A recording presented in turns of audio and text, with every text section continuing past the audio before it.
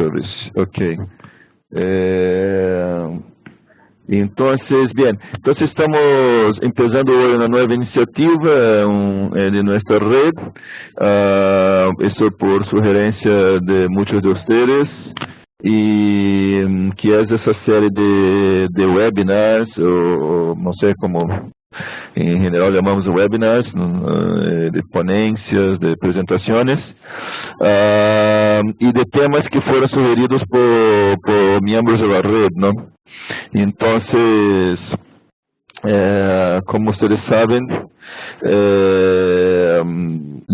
tenemos ya muchos temas sugeridos. Quería agradecer a todos aquellos que hicieron sugerencias y también a aquellos que se han voluntariado, ofrecido para hacer las presentaciones.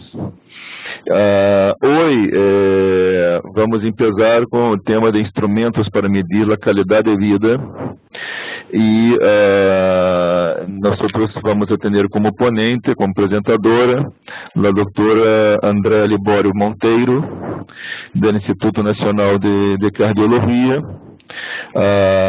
El equipo trabalha com nossa colega Marisa Santos e vai ser essa apresentação. Então, muitas graças, Andrea. Como sempre, a primeira vez, vamos fazer alguns ajustes. Essa ferramenta de WebEx todavia não estamos 100% familiarizados, então já pido com antecipação desculpas por qualquer problema que podamos ter e a paciência de vocês, pero informar também que vamos a gravar a sessão e depois também podemos pôr isso em nosso repositório de apresentações webinars. Antes de passar a palavra a Andrea, eu queria também informar que vamos atender depois cronograma de outras apresentações. A ideia é que tenhamos a cada mês tema e outro dia para uma reunião de Rebeca, como sempre hacemos. Então, a ideia é que tenhamos 2 encontros por mês, que seja tema para uma apresentação, um debate, uma discussão, e outro que seja mais assuntos de organização da rede. E entre os temas que vão estar para os próximos meses, a avaliação de tecnologias para enfermidades huérfanas, a gestão de conjunto de prestações, uso adequado da metodologia para avaliação de análise de laboratório, e muitos outros temas, ¿no? Então, Francisco informará nos próximos dias ou semanas os próximos temas. Em princípio, o próximo tema seria o tema de enfermidades huérfanas, com a ponência do Instituto de Evaluação de Tecnologias de Colômbia. Vamos a confirmar e depois confirmar com vocês nos próximos dias, ok?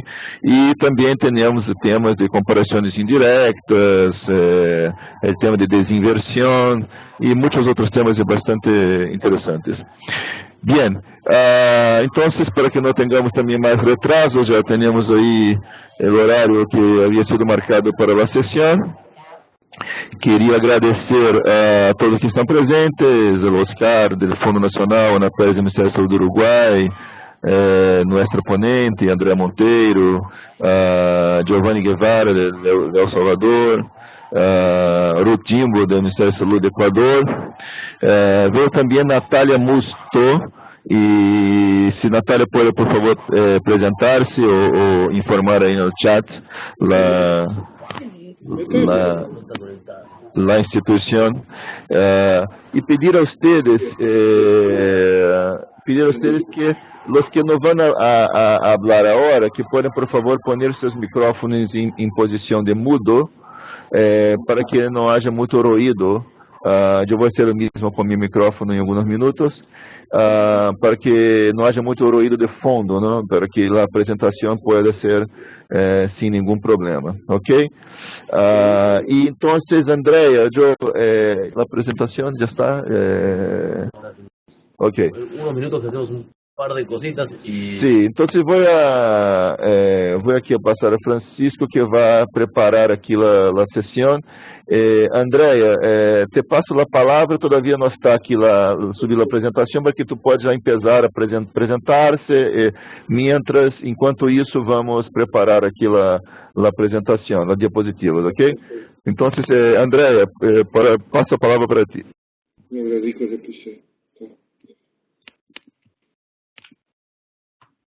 ¿Ese es América donde le dejan narrando? Se me fue.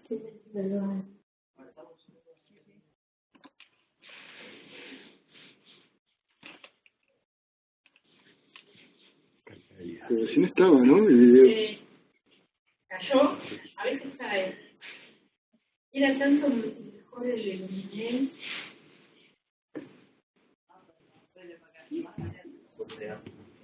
Ok. Bien, entonces Francisco está se moviendo para su sala y para hacer la moderación y para preparar la presentación de Andrea. Entonces, mais uma vez, eu pido para aqueles que, a exceção de Andrea, todos os outros podem pôr o microfone em posição de mute, ok? Se fazer clique em microfone, pôr em posição de mute. E quando queira hacer perguntas, por supuesto, então, se a palavra, se passa a palavra, ok? Andrea, então, se pode tomar o microfone, então. No, ese que dice que está.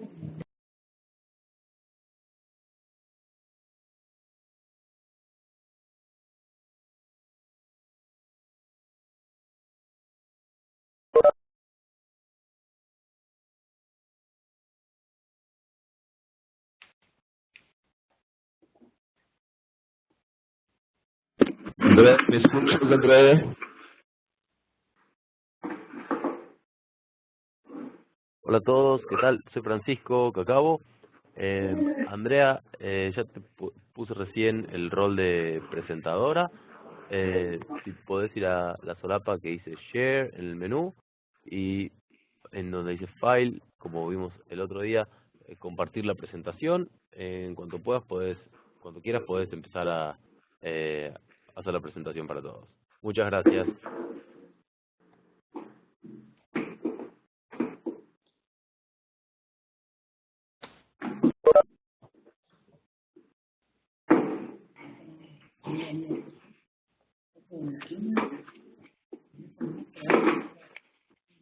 Eso también da una facilidad de los idiomas, ¿no? Hay gente que tiene una facilidad para cambiar el sitio.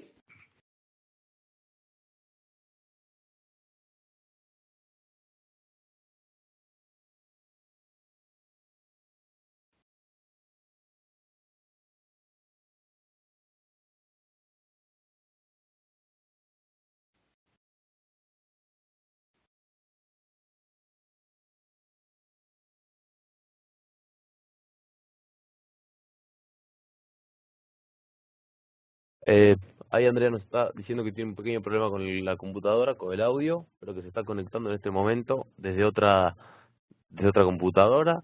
La esperamos un momento. Mientras tanto, aprovechamos porque tenemos Hola. algunas personas que se están Hola. conectando. Hola Andrea, ¿cómo estás? Me podes ouvir? Sí, me sí, podes- perfectamente. Ainda bem. Estava com problema, peço desculpa a todos, estava com problema na conexão, mas finalmente consegui resolver e acho que já estamos prontos, já estou pronta então para quando vocês quiserem. Ok. Perfecto, un momento que Uhum. paso Ok. nuevamente el rol de presentador. Uhum. Ay, no. Bien. Bom, Francisco, relembra-me apenas como eu passo para partilhar a minha apresentação. Arriba en el menú donde dice Sí. Share, Uhum. dice File, Including Video, y ahí se busca el archivo de la presentación. Ok, les- são Para ok. todos, Andrea va a hacer la presentación en portugués, pero hablando suficientemente despacio. Por supuesto, si cualquiera quiere, al final de la presentación va a haber un espacio para preguntas. De todas maneras, si alguno quisiera en algún momento hacer alguna pregunta, puede hacer la pregunta levantando la mano, con el simbolito de levantar la mano. Mientras tanto vemos que Margarita García, MSP Uruguay y Edu Sancho no están conectados a la reunión todavía. Les voy a pedir vía chat que se conecten. Y Andrea, te paso a vos la palabra cuando quieras empezar.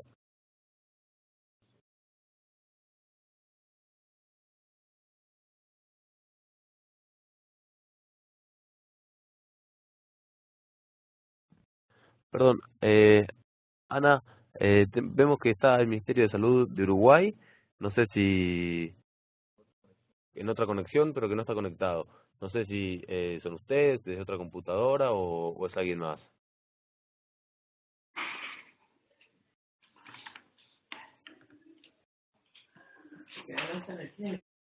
Ana, Sí. Ana Pérez.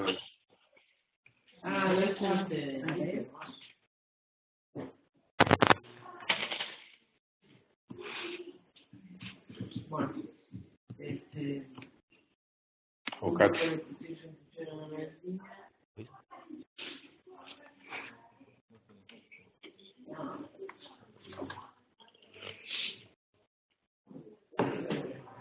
Ah, sí, estoy hablando yo.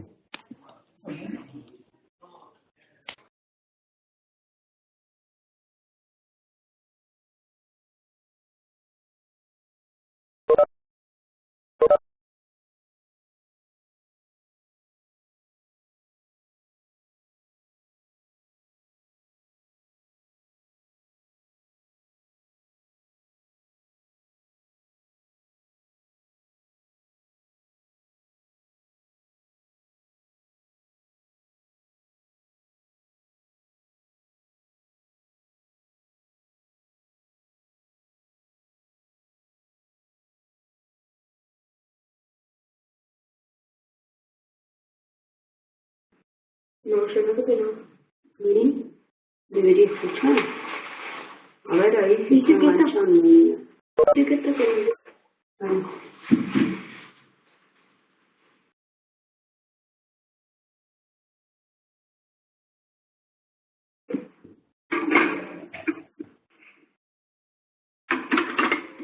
A lo mejor estará esperando a que todos se conecten. Seguramente. Porque falta gente. Sí, los que están en el trabajo, el crudo. Los que están en el trabajo, los que tienen los que no están conectados. Los que tienen los crudos, los que no están conectados. No deberían estar conectados, porque es el que estaba hablando recién, el Alexander. Y se debe haber desconectado. Disculpen, Andrea estaba por comenzar la presentación, pero no sé por qué no está funcionando en este momento. Me parece que se ha desconectado, pero probablemente se esté por conectar nuevamente. Les pido un momento de paciencia. Todavía lamentablemente no estamos del todo habituados al funcionamiento de Webex. Debería estar empezando nuevamente en un segundo. Andrea, no sé si estás ahí, si nos estás escuchando.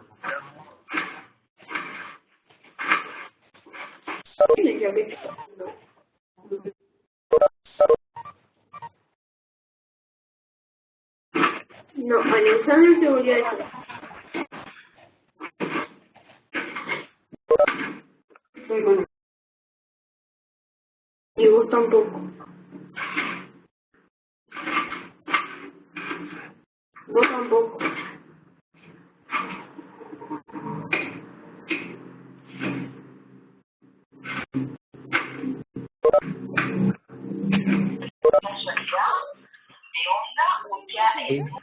Olá, Francisco. Hola, ¿sí se escucha ahí? Sim. Podem me ouvir? Tá muito difícil. Francisco, Sí, Andrea, te me escuchamos. ouvir? Ok. Tenho dificuldade. Estou com Te escuchamos un poquitito bajo. Estou com dificuldade para fazer o upload da apresentação. Não sei se é um problema da rede. Si querés enviarnos la presentación a nosotros y nosotros la subimos. Não, Nosotros sube agora directamente acá, ¿no? está fazendo o loading. Deixa-me ver se eu consigo fazer. Está muito... ¿Preferís enviarnos la presentación por email, nosotros la subimos? No hay problema. Eu vou enviar por e-mail. Está bom. Pido disculpas a todos por esta demora. Deberíamos estar empezando.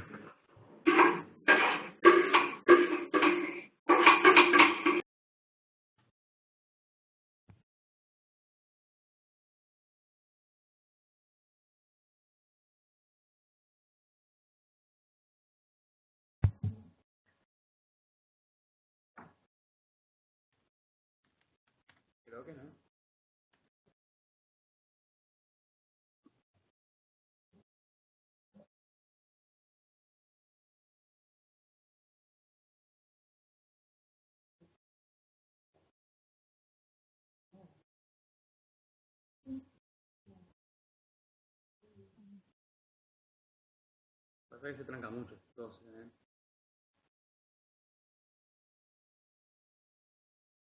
Francisco, já lhe enviei a apresentação.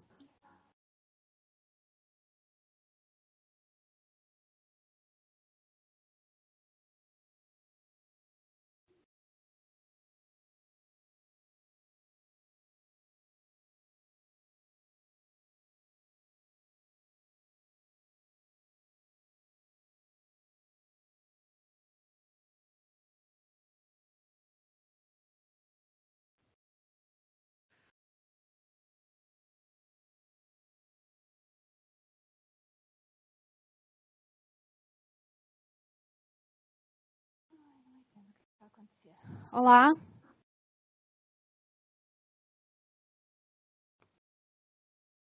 Hola Andrea, ya recibimos la ¿Me presentación. oís? Muchas gracias. En un momento la estamos subiendo y compartiendo con todos. Ok, muito obrigada.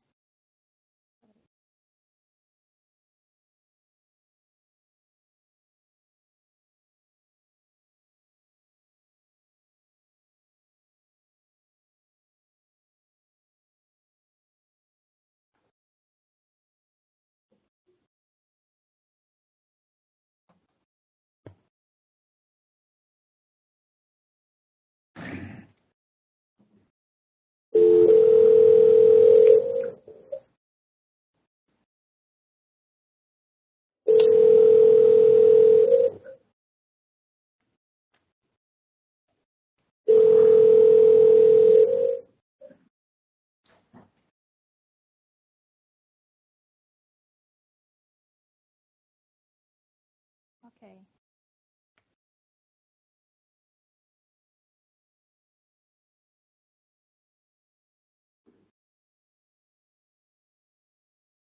Bueno, acá tenemos la presentación. Andrea, por favor, en cuanto quieras, vos comenzá. No sé si, por favor, Podes no sé pôr. si, Andrea, ¿podés ver la presentación? Sim, consigo. Perfecto, bueno, vos andás diciendo cuándo pasar y yo voy pasando la diapositiva. A todos les pido disculpas por esta demora, espero que para la próxima edición estemos más entrenados. Voy pasando las diapositivas. Ok, muito obrigada, Francisco. Podes começar.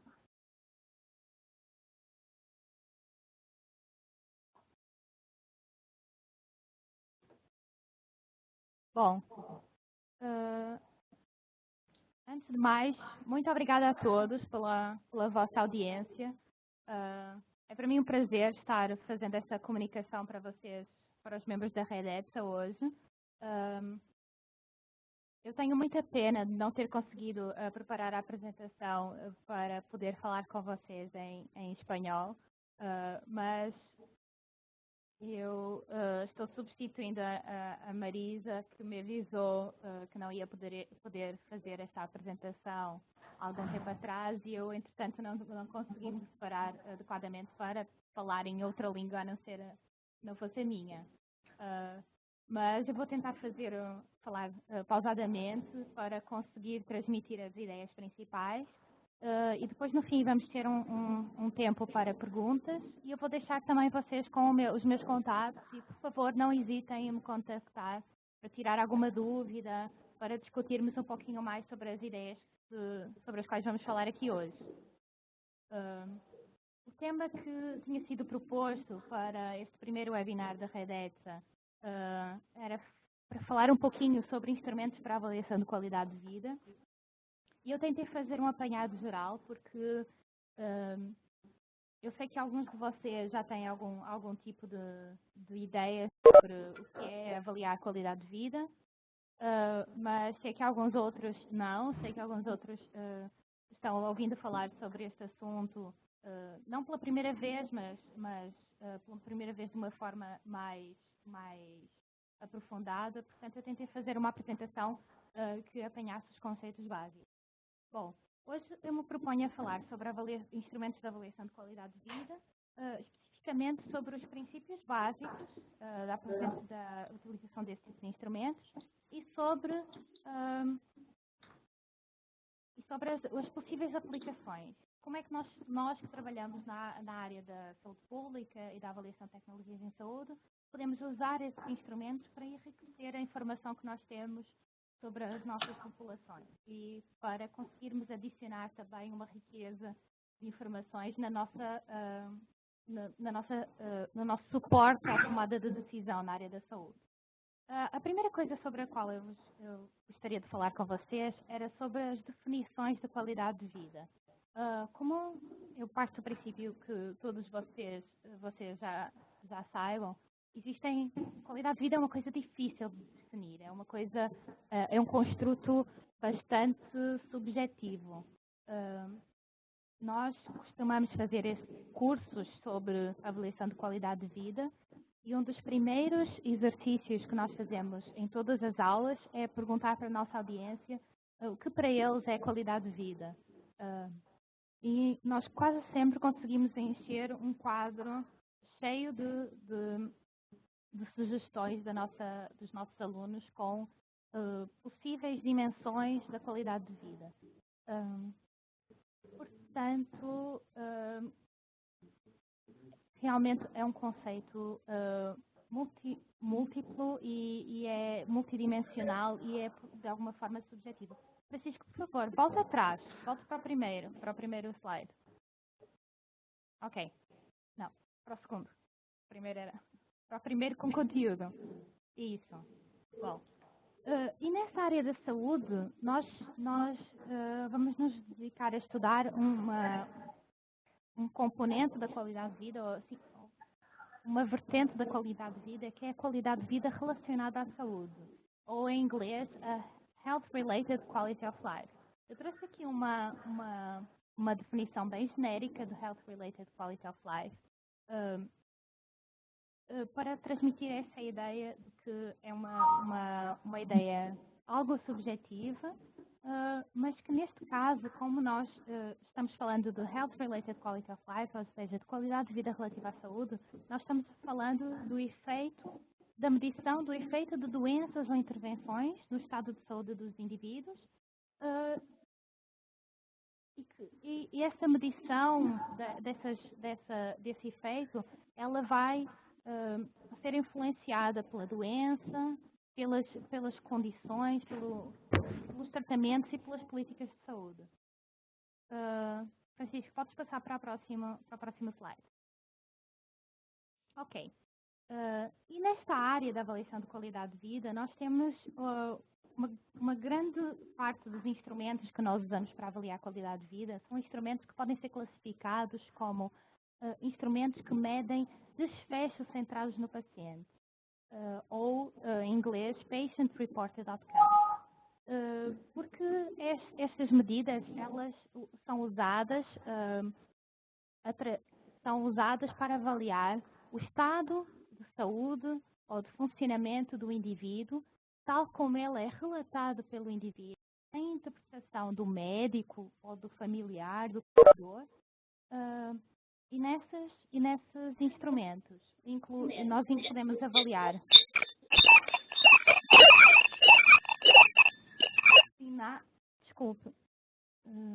sinais e sintomas, o funcionamento ou a chamada qualidade de vida de uma forma geral. E o tipo de medidas que são usadas, de instrumentos que são usados para fazer essa avaliação desses desfechos relatados pelo paciente, se chamam Patient Reported Outcome, ou seja, instrumentos para avaliação de desfechos relatados pelo paciente. ¿Dónde está? Ah, está. A ver, este es... Francisco, podes passar para a próxima slide? Só uma coisa, nem todas as medidas de avaliação de qualidade de vida são medidas de desfecho centradas no paciente e nem todas as medidas de desfecho centradas no paciente são medidas de avaliação de qualidade de vida. Mas existe uma grande sobreposição entre essas duas classes de medidas e na área da saúde, da investigação, na área da saúde pública ou da avaliação de tecnologias em saúde, nós normalmente usamos instrumentos que pertencem simultaneamente a essas duas classes. Há classes de instrumentos que avaliam qualidade de vida e que são instrumentos que avaliam desfechos centrados ou relatados pelo paciente. Francisco, próximo. Ok. E aqui eu gostaria de introduzir a ideia de por que é importante nós fazermos a avaliação da qualidade de vida relacionada à saúde.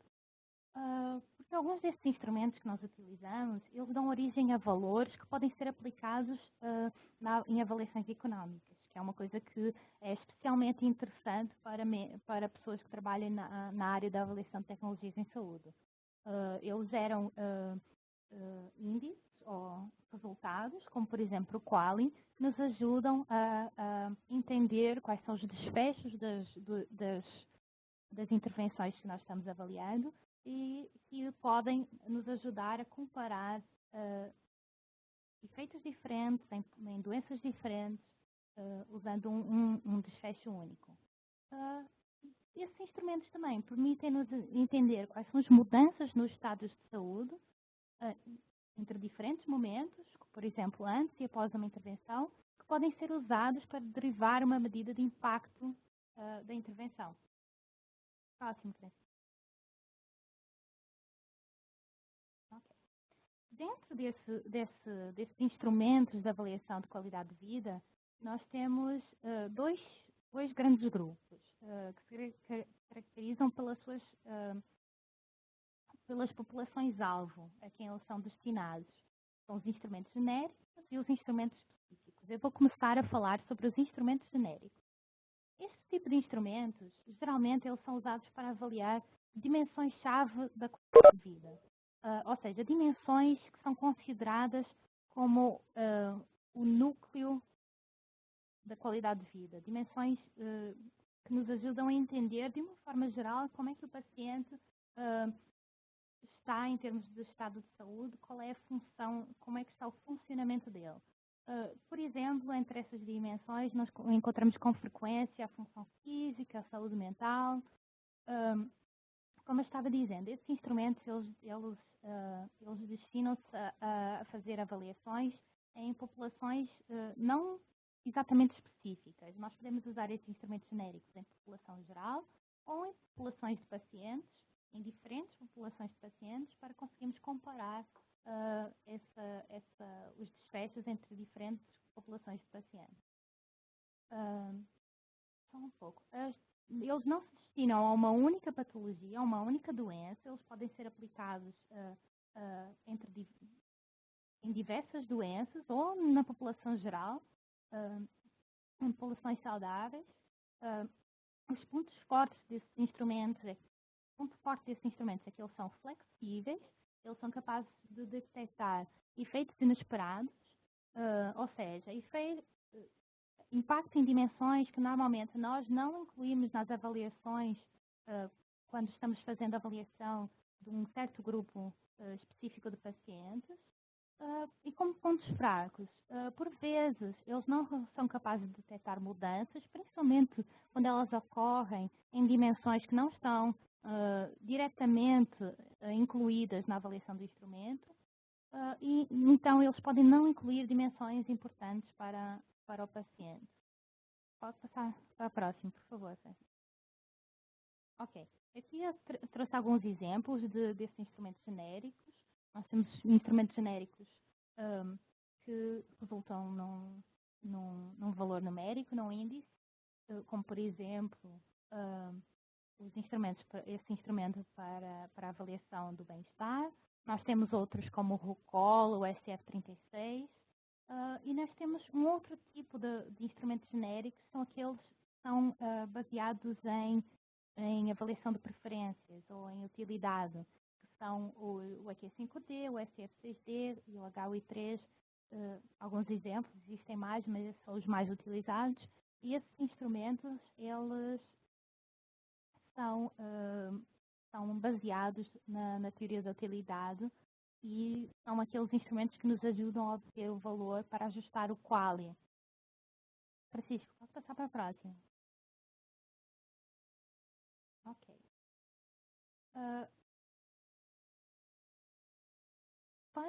Para que nós possamos ter informações que nos permitam fazer, ou pelo menos apoiar a tomada de decisão, normalmente as tomadas de decisão, elas se regulam pelo objetivo de alcançar uma alocação de recursos que maximize o ganho na área da saúde, na saúde. Por isso nós usamos análise de custo-efetividade, de custo-utilidade, para comparar o valor pelo value for money que nós obtemos através de duas intervenções. E às vezes nós estamos comparando intervenções distintas que não usam o mesmo, não temos dados sobre o mesmo desfecho para comparar essas intervenções, e daí a utilidade do qualia. Ele nos ajuda a entender, a resumir num único valor, qualidade de vida e sobrevida, para conseguirmos fazer essa comparação entre efeitos de intervenções distintas na mesma doença ou em doenças diferentes. E é através desses instrumentos que avaliam a utilidade que nós conseguimos obter este valor de utilidade dos estados de saúde. Francisco, próximo. A utilidade, ela é um construto econômico, é um valor que traduz preferência ou desejabilidade acerca de um bem, serviço ou desfecho, neste caso, desfecho em saúde. Quanto mais desejável for um desfecho, maior é a utilidade a ele associada. Próximo, Francisco. Normalmente, nós fazemos a avaliação de utilidade através de técnicas de extração de utilidade, usando estes instrumentos genéricos para criar estados de saúde, para os quais nós obtemos um valor, ou seja, um valor de utilidade, um valor que traduz a preferência da população. Normalmente esse valor ele é obtido através dos estudos de base populacional, e esses valores eles podem ser utilizados para entender o impacto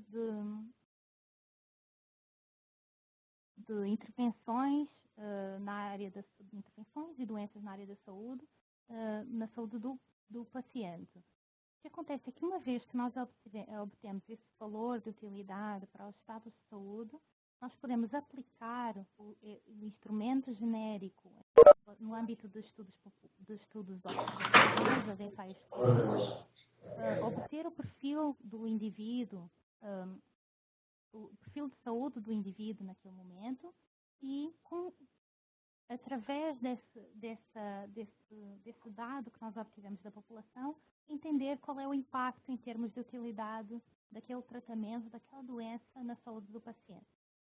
Eu hoje não me vou alongar sobre a construção do qualia, porque eu parto do princípio que um dia mais tarde nós vamos ter a oportunidade de ter outro webinar para falar um pouco mais sobre isso. Porque se eu começar a alongar-me sobre a construção do qualia, nós não vamos ter tempo para falar da restante teoria sobre a avaliação da qualidade de vida. mas se vocês quiserem mais material sobre isso, eu posso enviar para vocês, está bem?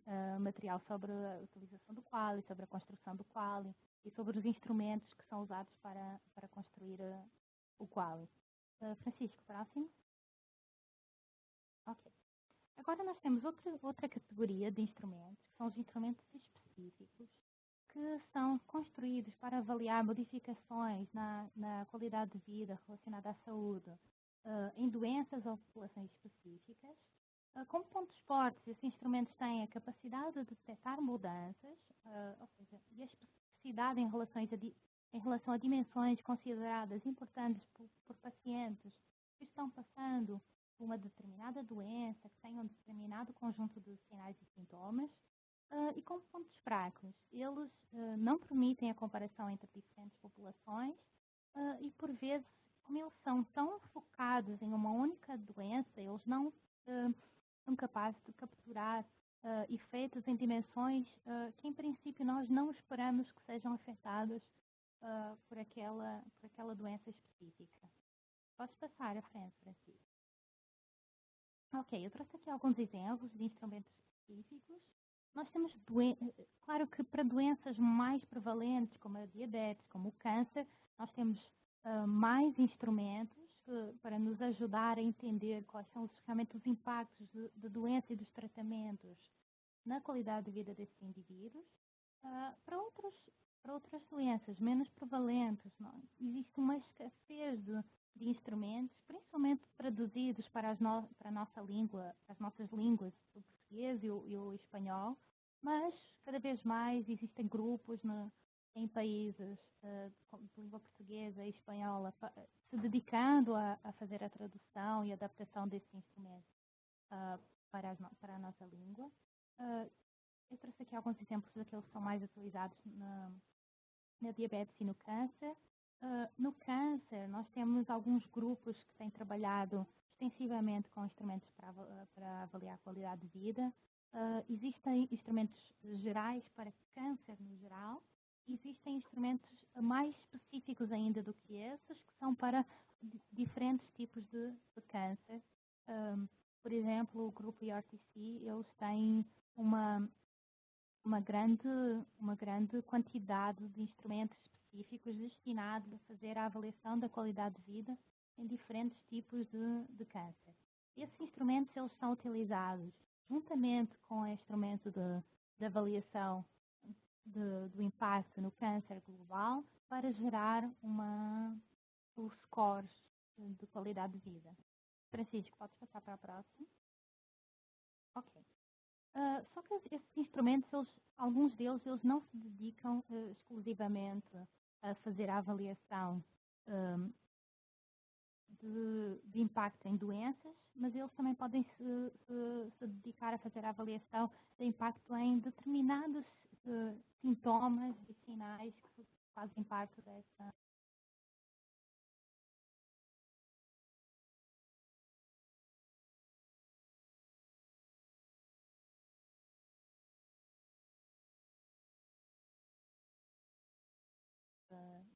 Por esses instrumentos, por exemplo, a dor, a frequência de compulsões, coceira, boca seca, funcionamento sexual, náusea e vômito, são alguns exemplos de dimensões que nós normalmente encontramos em instrumentos específicos para avaliar o impacto de intervenções e doenças na saúde dos indivíduos. Podes passar à frente, Francisco?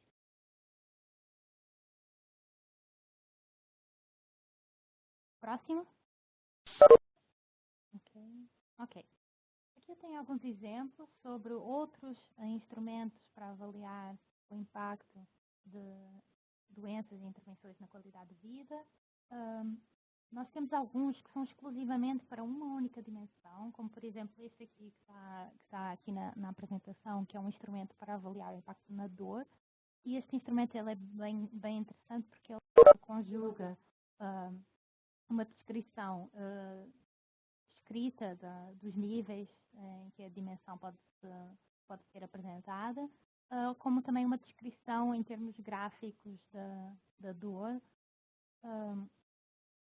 E aqui tenho uma lista de outros instrumentos que são utilizados para fazer avaliação de qualidade de vida em doenças específicas, como, por exemplo, em doenças ortopédicas ou em varizes. Podes passar à frente, Francisco? Ok. Aqui tem menção de um banco de itens que tem sido desenvolvido para fazer a avaliação de qualidade de vida em diversas doenças diferentes, em diversas populações diferentes. É uma iniciativa interessante. É um banco de itens que tem sido desenvolvido com base na teoria da resposta ao item, que é uma teoria psicométrica, e que a progressão dos questionários é personalizada e determinada pelas respostas dadas às questões anteriores. Se vocês quiserem, eu posso mandar mais informações para vocês sobre o PROMIS. Podes passar à frente, Francisco? Vamos falar um pouquinho das potenciais aplicações desses instrumentos no nosso dia-a-dia, assim, na nossa prática. Uma dos grandes campos de aplicação desses instrumentos é na prática clínica. Esses instrumentos podem servir para orientar o clínico na seleção de tratamentos, na monitorização da evolução do estado do paciente. Pode ajudá-lo a entender quais são os efeitos que os tratamentos têm tido em determinadas dimensões da saúde e da funcionalidade do paciente. Nós também existe um grande campo de aplicação desses instrumentos na pesquisa clínica e epidemiológica. Esses instrumentos eles podem nos auxiliar a identificar os determinantes de qualidade de vida, ou de funcionamento de uma forma geral, investigar o curso da doença, a progressão da doença e como ela se manifesta em termos de impacto na qualidade de vida. Esse tipo de instrumentos ajuda-nos também a obter informações acerca da eficácia da intervenção no âmbito de estudos clínicos. Outro campo bastante interessante para a aplicação desse tipo de instrumentos é na avaliação de políticas e programas de saúde. Esses instrumentos, como eles são fáceis de aplicar, são breves e alguns deles nos dão estimativas que nos permitem fazer a comparação entre programas diferentes e entre iniciativas diferentes. Eles são muito úteis nessa área, eles ajudam-nos a entender quais são as prioridades e a tomar decisões em relação às prioridades. Eles nos ajudam a avaliar a efetividade do programa e da política de saúde e, de uma forma geral, eles nos ajudam, então, através dessa avaliação da efetividade, a otimizar a alocação de recursos na área da saúde. Outra das potenciais aplicações desses instrumentos na área da pesquisa é na saúde, para entendermos a saúde da população, para acompanharmos tendências a nível da evolução dos estados de saúde, entendermos melhor os fatores de risco e a utilização dos serviços e as demandas de uma forma geral. Posso passar para o próximo, Francisco?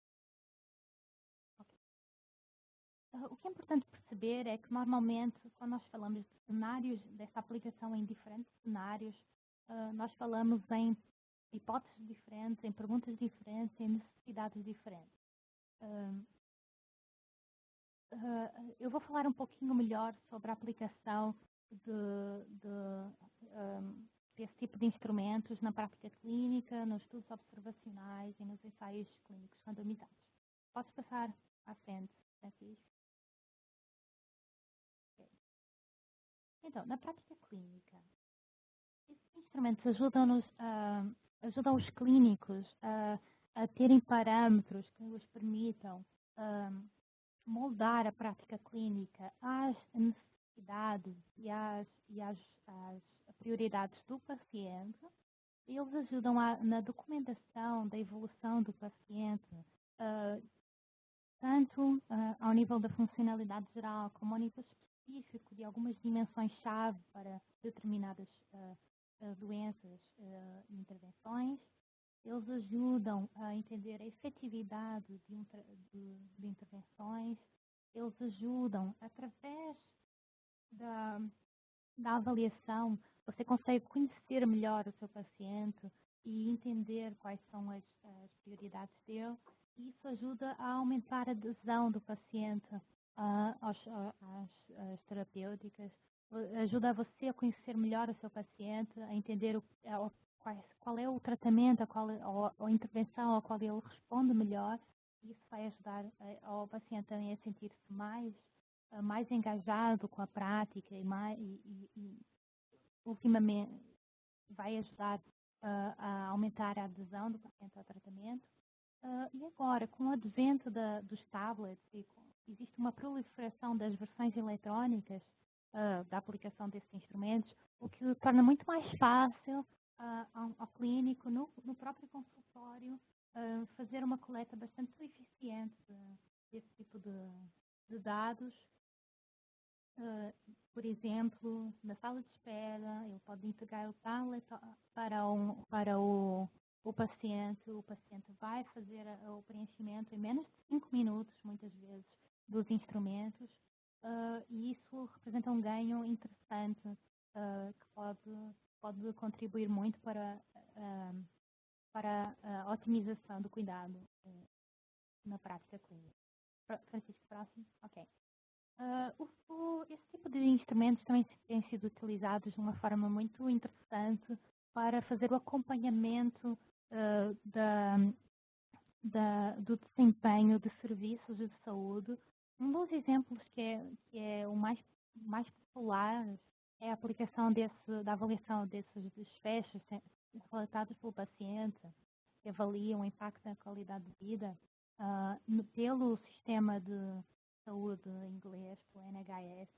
Desde 2009, os PROs estão sendo coletados pelo menos em 4 procedimentos eletivos, que é cirurgia ao quadril, cirurgia de joelho, correção de hérnia e cirurgias em varizes, que são procedimentos muito onerosos para o sistema de saúde britânico.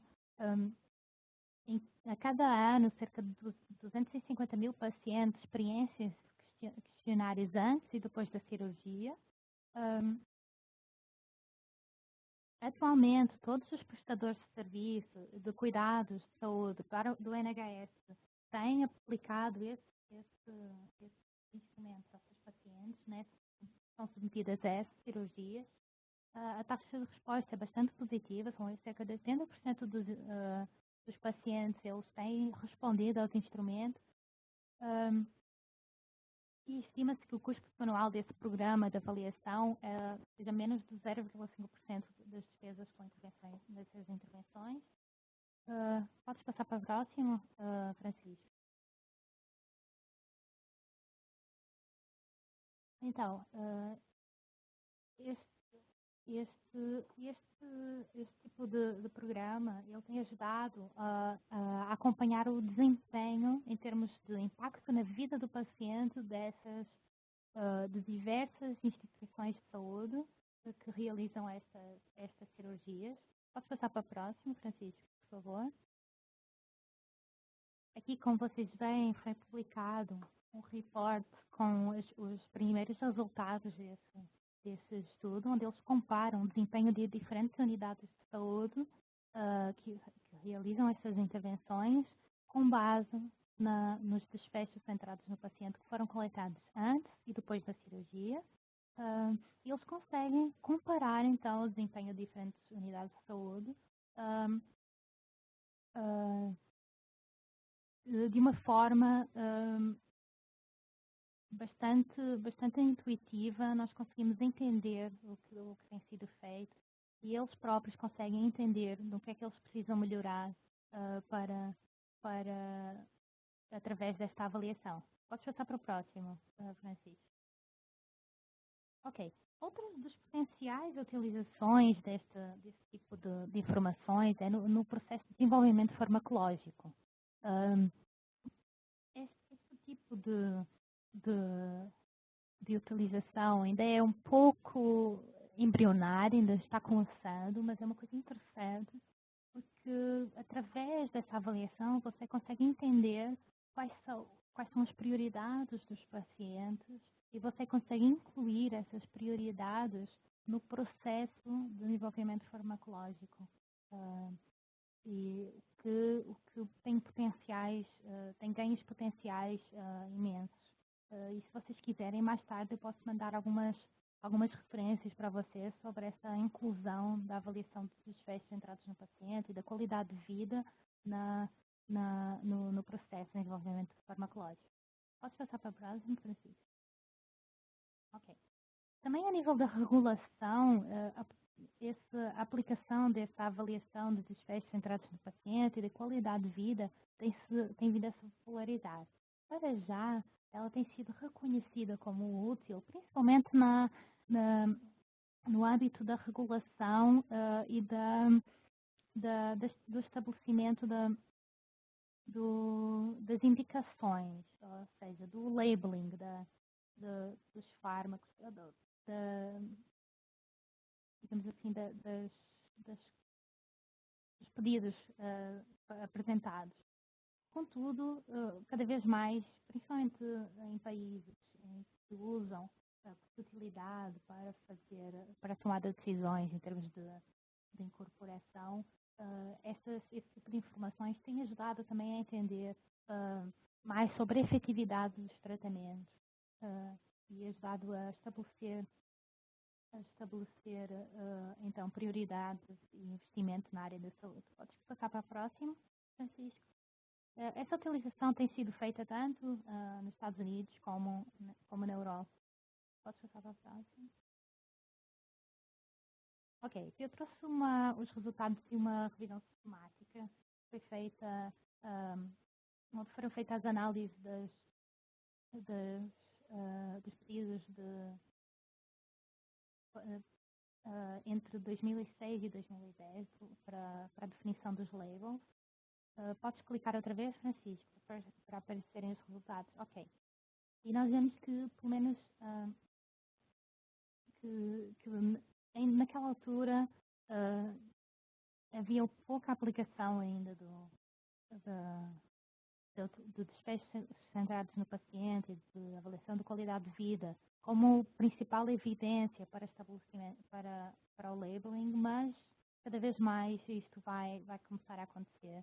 Podes passar para a próxima, Francisco. Ok. Aqui tem um resumo das aplicações, não é? De uma forma geral, nós conseguimos utilizar a avaliação de qualidade de vida para acompanhar a evolução do paciente, para entender a experiência subjetiva do paciente, para documentar os processos dos registros das novas tecnologias, para documentar e orientar o processo de desenvolvimento farmacológico e para promover o envolvimento dos pacientes, tanto na pesquisa como no processo de desenvolvimento farmacológico, como na tomada de decisão, tanto ao nível das decisões para o próprio paciente, ao nível clínico, como ao nível macro, digamos assim, a nível da priorização de investimento e de políticas na área da saúde. Posso passar para o próximo, Francisco? Ok. E agora vamos falar um pouquinho sobre o que é necessário, as principais passos que nós temos de tomar. Nós estamos pensando em incluir a avaliação de desfechos centrados no paciente num protocolo de pesquisa, quer seja num ensaio clínico ou num estudo observacional. Okay. A primeira coisa, acho que isso é transversal a qualquer área de pesquisa, é nós entendermos o racional para a inclusão dessa avaliação no nosso projeto. Nós temos que entender porquê que aquela informação é relevante e porquê aquilo vai nos ajudar, ou como aquilo vai nos ajudar a responder às nossas questões de pesquisa e como aquilo vai nos ajudar a nós alcançarmos os nossos objetivos na nossa pesquisa. É importante investir no treinamento da equipe responsável pela coleta dos dados, porque como eles são respondidos pelo paciente, no âmbito, ou diretamente, ou no âmbito de entrevistas, nós temos que ter ter uma equipe bem treinada e que entenda o objetivo e que entenda como aqueles dados vão ser utilizados para que consiga conduzir a coleta de dados de uma forma adequada. Próximo. Também temos que ter um entendimento acerca das características do instrumento e como esse instrumento, selecionar um instrumento de acordo com as características dele e como ele vai nos ajudar a responder à nossa questão de pesquisa. E uma das coisas que é importante é nós entendermos uma das coisas importantes na seleção do instrumento, nós entendermos qual é o recall period, ou seja, qual é o tempo a que aquele instrumento se refere na sua avaliação. Por exemplo, se ele avalia o estado de saúde da pessoa no próprio dia, na última semana, no último mês. Isto é uma coisa interessante porque vai nos ajudar a entender como é que nós estamos medindo essas mudanças na saúde dos nossos pacientes. Podes passar para o próximo, Francisco? Também é importante nós conseguirmos concretizar e justificar os timings da avaliação, ou seja, em que momento é que nós vamos avaliar o desfecho, porque isso vai-nos justificar isso logo no protocolo, vai nos obrigar a pensar sobre isso e vai nos ajudar a entender em que momentos é que são cruciais para nós conseguirmos apanhar esses diferentes momentos na avaliação, no percurso da história da doença. Por exemplo, entendermos quanto tempo antes da intervenção nós devemos ter a avaliação do nível do estado de saúde do indivíduo para conseguirmos ter uma medida basal e quanto tempo depois da intervenção nós vamos ter que fazer essa avaliação para conseguirmos capturar o efeito dessa intervenção no paciente. E todas essas questões elas devem vir já discriminadas no protocolo de pesquisa. Próximo, Francisco. Nessa seleção do instrumento, nós também temos que ponderar o fardo para o paciente. Por exemplo, populações mais saudáveis, populações em geral, é capaz de aguentar responder a uma série de instrumentos um pouquinho mais longa, um pouquinho mais complicada do que populações de pacientes, principalmente com doenças mais graves. Também temos que entender qual é o fardo emocional de estarmos fazendo determinadas perguntas em determinados momentos em que o paciente se encontra fragilizado quer pelo tratamento, quer pela doença. Okay. Temos que entender, e isso é uma coisa que convém ficar discriminada também já no protocolo, como é que nós vamos interpretar os resultados que nós vamos encontrar nessa avaliação de qualidade de vida. E uma das coisas que nos ajuda a entender é o conceito de Minimal Important Difference, que seria a mínima diferença em um desfecho de qualidade de vida identificado como importante para o paciente. Existem vários artigos publicados que fizeram a estimação dessa Minimal Important Difference, dessa mínima diferença para diversos instrumentos diferentes. E se vocês quiserem, posso também passar para vocês algumas dessas referências. Isso nos ajuda a entender o que é que aquela diferença, por exemplo, de 10 pontos na resposta a um instrumento significa verdadeiramente para o paciente, ou se aquilo é apenas uma diferença que a gente encontrou em termos estatísticos, mas que para o paciente não tem um significado muito importante. Podes passar para a frente, Francisco? Ok. Muitas vezes, principalmente no que se refere aos instrumentos genéricos, existe a crítica de que eles não são sensíveis o paciente, ou que eles não avaliam algumas dimensões que são consideradas importantes em certas circunstâncias. Então,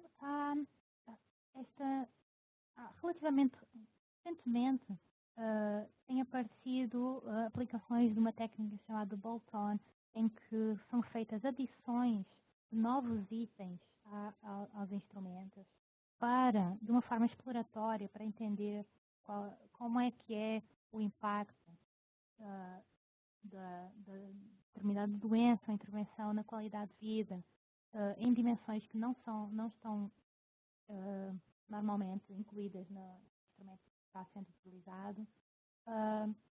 Essas adições, elas normalmente são feitas com o objetivo de aumentar a validade do conteúdo do instrumento, de aumentar a sensibilidade da medida, só que implicam a reavaliação das propriedades psicométricas, porque são alterações muitas vezes importantes aos instrumentos e implicam que a gente entenda de que forma é que aquilo modificou as propriedades da medida do instrumento. Podes mudar, Francisco? Ok. Existe também uma crescente aplicação da avaliação de qualidade de vida e de despechos reportados pelo paciente no âmbito de ensaios clínicos. Acontece que revisões sistemáticas que foram feitas recentemente encontraram algumas deficiências ainda nessa aplicação. É necessário e apontaram que é necessário investir mais tempo e recursos para melhorar a qualidade da evidência. Existe uma grande preocupação com a elaboração do protocolo de pesquisa, porque normalmente, com os desfechos clássicos, como mortalidade ou tempo livre sobrevida livre de doença, nós temos uma grande preocupação em discriminar isso no protocolo, qual é o desfecho primário, qual é a diferença que seria importante, quais são as técnicas estatísticas que nós vamos usar para fazer a análise dos dados que nós vamos obter e como é que foi feito, por exemplo, a estimação do tamanho amostral, mas para a inclusão de desfechos centrados no paciente, isso ainda é um pouco embrionário, ainda é um pouco escassa a informação nos protocolos. Então, tem havido recentemente um trabalho para que se desenvolvam guidelines para a elaboração de protocolos de ensaios clínicos que incluam a avaliação de qualidade de vida e desfechos relatados pelo paciente. Próximo. E esses protocolos, por exemplo, existe que é o COG, que foi desenvolvido por um grupo de pesquisadores que trabalha sobretudo com câncer, com avaliação, com ensaios clínicos com câncer, em que eles alegam que é super importante incluir nos protocolos a identificação de desfecho primário ou secundário, isto é, se o dado de qualidade de vida vai ser usado como desfecho primário ou secundário, a justificação da inclusão desse desfecho como desfecho importante no estudo. É importante também incluir uma elaboração das hipóteses que estão sendo testadas na pesquisa, a justificação, como eu já tinha dito antes, do timing, sobre quando é que nós vamos avaliar o desfecho, sobre os métodos estatísticos que vão ser utilizados para analisar os dados, sobre como lidar com os missings que vão indiscutivelmente acontecer e quais são os planos para a gestão de alertas PRO, que eu vou explicar um pouquinho melhor o que é que são. Posso passar para o próximo, Francisco? Ok. É importante nós entendermos como lidar com os meetings de qualidade de vida, porque os meetings são uma coisa muito importante, principalmente no âmbito de dados que são obtidos através de ensaios clínicos. E existem algumas estratégias para, digamos assim, diminuirmos a ocorrência dos meetings ou o impacto deles na nossa análise. Seria, por exemplo, definir um responsável pela verificação dos questionários, elaborar um plano visando a garantia da qualidade dos PROs, em que se endereçaria a questão dos mísseis de uma forma clara, especificar os procedimentos para monitoramento dos dados da PRO, monitoramento da coleta de dados, entender ao longo do processo aonde os missings estão acontecendo e tentar entender por que eles estão acontecendo. Podes passar para o próximo, Francisco. Os alertas PRO são uma novidade da inclusão desse tipo de desfechos no âmbito de ensaios clínicos, porque quando nós estamos fazendo a coleta desses desfechos, normalmente ela é feita cara a cara, através de entrevistas. Normalmente o pesquisador o entrevistador, ele tem a oportunidade de conversar com o paciente sobre aspectos, sobre assuntos que normalmente não são abordados nas avaliações clínicas. O que acontece é que de vez em quando no âmbito desses estudos, nós estamos avaliando, por exemplo, a saúde mental do paciente, a qualidade de vida de uma forma geral do paciente, nós conseguimos obter informações que eles não transmitem para o avaliador clínico, digamos assim. Por vezes acontece que a pessoa que está fazendo a avaliação do PRO, ela consegue entender que o paciente está muito deprimido, que ele está muito insatisfeito com algum aspecto do tratamento, que ele tem sentido um sintoma que não foi relatado para o clínico por diversos motivos. Então, para garantir que todos os pacientes são tratados de uma forma semelhante, nós temos que ter definido no protocolo como é que vamos lidar com essas situações problemáticas para estabelecer uma rotina de gestão desses alertas PRO. Próximo, Francisco. Ok. Já estamos chegando no fim. Eu só vou falar de mais dois assuntos. Vou falar sobre a adequação dos instrumentos genéricos para avaliar determinadas doenças que são consideradas mais problemáticas para a utilização de instrumentos genéricos.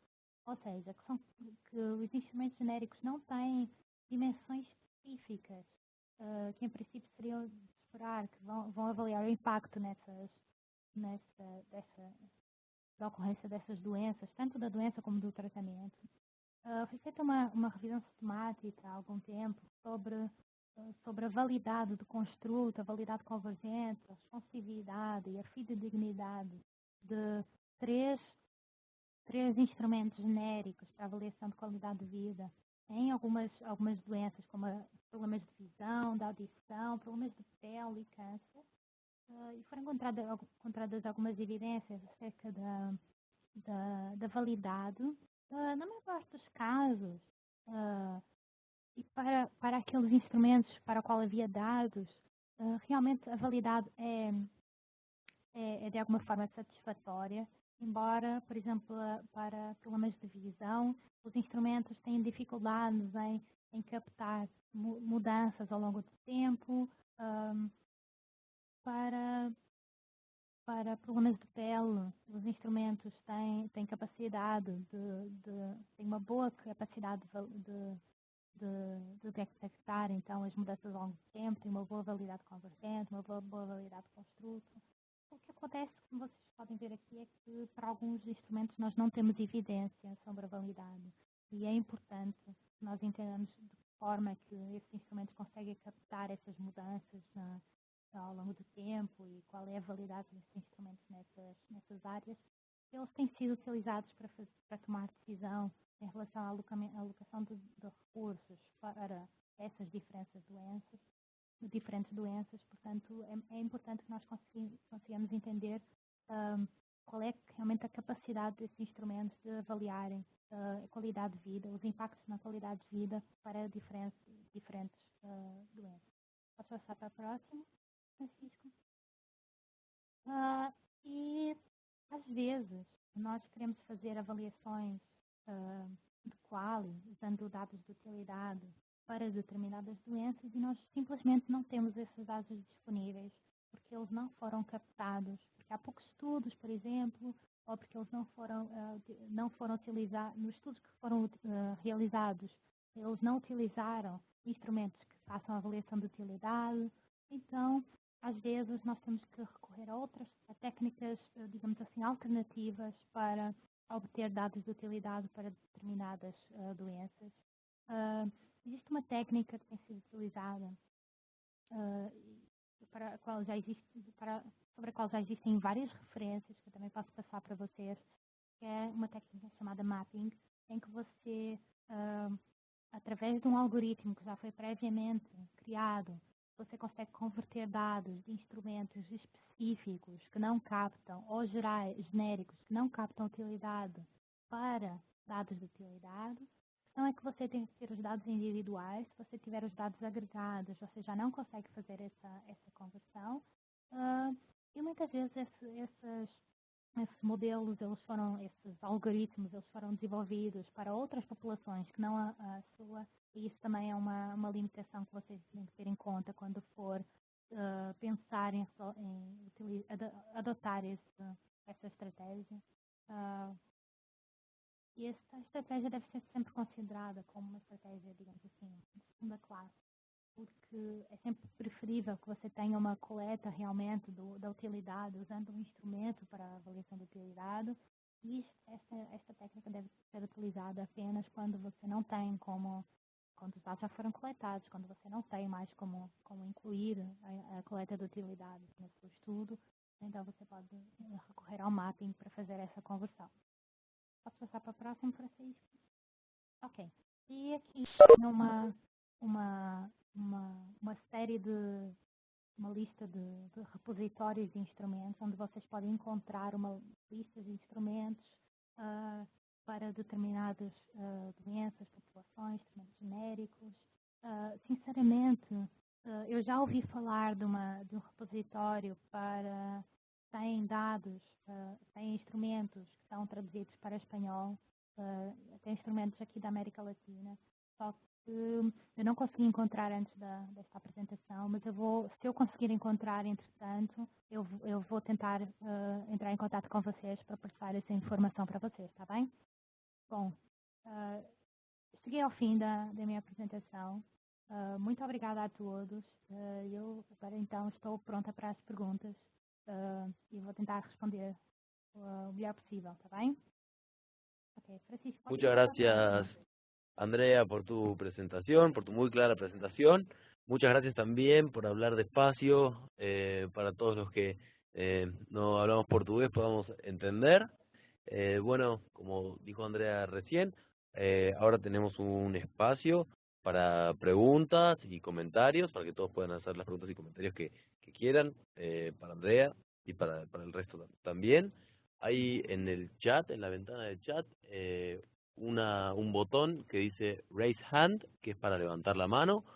Así que pedimos a todos los que quieran hacer cualquier pregunta o cualquier comentario, por favor que usen este botón y así vamos en orden, levantando la mano, o si prefieren directamente habilitar el micrófono y hacer las preguntas, como les resulte mejor. Lo de levantar la mano era quizás más sencillo por una cuestión de orden, pero como les parezca mejor a todos. Muchas gracias también a no sé quiénes han entrado antes, quiénes han entrado después. Sé que hubieron algunos que no pudieron estar desde el principio. En este caso, también les decimos que la presentación va a estar, la vamos a subir a la comunidad de prácticas y también al website de Redetza. Francisco, podes passar para a próxima slide, que tem lá o meu e-mail, o meu contato. Se as pessoas quiserem entrar em contato comigo por e-mail, também o podem fazer. Perfecto. En caso de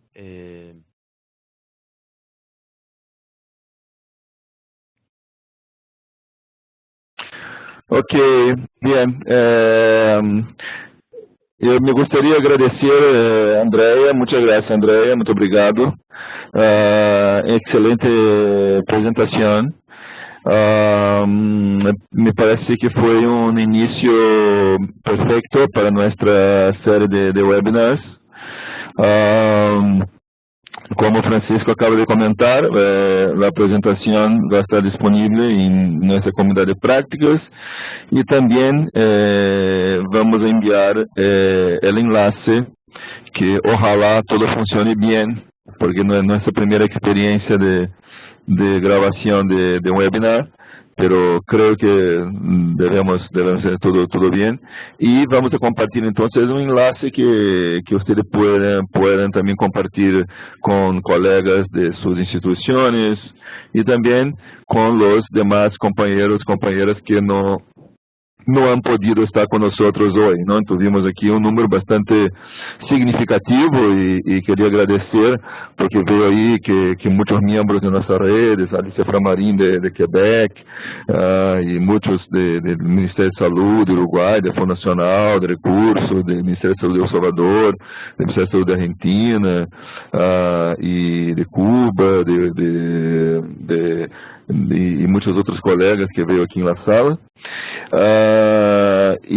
Pero sin embargo hay muchos que no han podido por sus agendas y entonces claro que siempre bueno que tengamos un número de personas en la sala para que podamos tener también un debate, una discusión. Sin embargo, siempre hay la posibilidad también de escuchar la presentación que va a estar grabada y disponible para todos. Entonces, la idea es formar una, no sé cómo le llaman en español, pero una colección de videos, ¿no? de presentaciones, un repositorio de presentaciones, de webinars que pueden ser accesados de acuerdo con el interés por los temas, ¿no? Esto va a estar en nuestra comunidad de prácticas y también en el sitio de Redetza, ¿no? que estamos desarrollando, ya está disponible y todavía, claro, hay muchas cosas a hacer a mejorar y estamos trabajando en esto, ¿no? Bien, entonces, de mi parte no tengo ninguna pregunta específica. Me gustaría poner abierto el micrófono para las preguntas, pero no quería antes de todo agradecer por la disponibilidad de hacer esta primera presentación en nuestra serie de webinars, y por la presentación fue excelente. Sin duda es un tema de interés, por eso fue sugerido para la serie de webinars. E podemos dar seguimento também neste tema e nessa próxima reunião presencial de Redetza que vamos a ter em Chile. Bien, eu então passo de novo a Francisco e para que as perguntas que podem ser. Então, mais uma vez, muito obrigado, Andrea, por essa excelente apresentação. Obrigada. Muchas gracias, Alexandre. De mi parte coincido plenamente con lo que dijo Alexandre respecto de la importancia del tema y vamos a enviar el link con la presentación para todos, para que todos puedan compartirla. Como dijo Alexandre, bueno, además de la participación de todos los miembros, varios nos han dicho que que eran muchas las personas que estaban en cada una de las cuentas que están aquí presentes viendo la presentación. Así que bueno, muy agradecidos a todos quienes participaron. Si nadie tiene ninguna pregunta específica que hacer en este momento, Andrea, no sé, Andrea, si alguien puede después mandarte alguna por mail, alguna consulta Sim, fiquem à que vuelva a vontade. surgir en otro momento. Vocês ficam com o meu e-mail, esse está aqui na apresentação. Podem entrar em contato comigo, eu terei todo o gosto em responder a qualquer dúvida ou para discutir qualquer questão em relação a essa apresentação, tá bem? Muchísimas gracias, Muito obrigada. Andrea. Sim. Bueno, muchas gracias a todos. Veo acá Alicia Framarín que pone muchas gracias a Andrea, excelente presentación. Felicitaciones que ponen también de Juan Altuna. Juan Arturo pone, estimado, podrían enviar la grabación. Bueno, sí, que entró tarde. Gracias, Juan, por participar. Por supuesto que vamos a enviar. Felicitaciones de Uruguay. Gracias, Ana y Oscar. Bueno, si no hay ninguna pregunta específica por el momento, entonces, bueno, muchísimas gracias, Andrea, y gracias a todos, y nos vemos entonces en la próxima reunión de Redeza. Un punto importante que no nos queríamos olvidar. Estamos enviando en los próximos días a todos la invitación para el evento de Redeza en el 10 y 11, no quiero decir mal, sí, 10 y 11 de septiembre. Trataremos de que llegue lo antes posible. Bueno, este es lo último. Bueno, Larico, Fondo Nacional de Recursos es Alarico, no sé acá, muy buena presentación, gracias, Liliana Pérez. Bueno, eso es simplemente todo. Saludos para todos. No sé, Alexander, si vos querías completar algo más.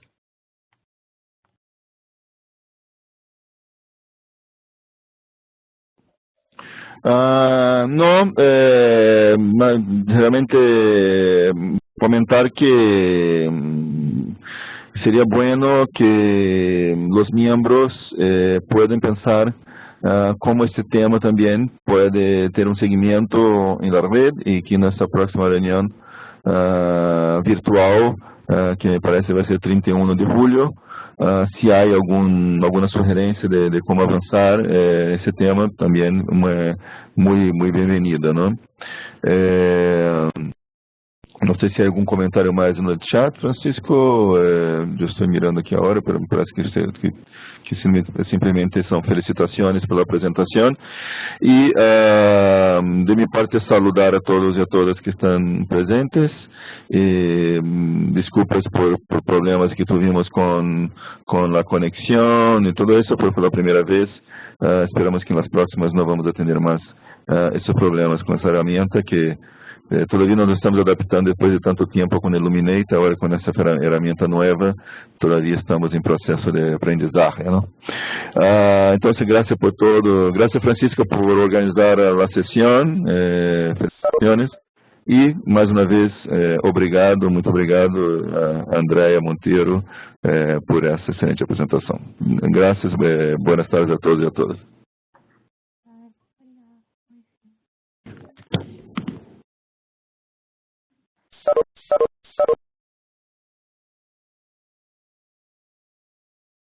Pero antes de este demo nos vino este memo urgente también de la metropolitana, que hace referencia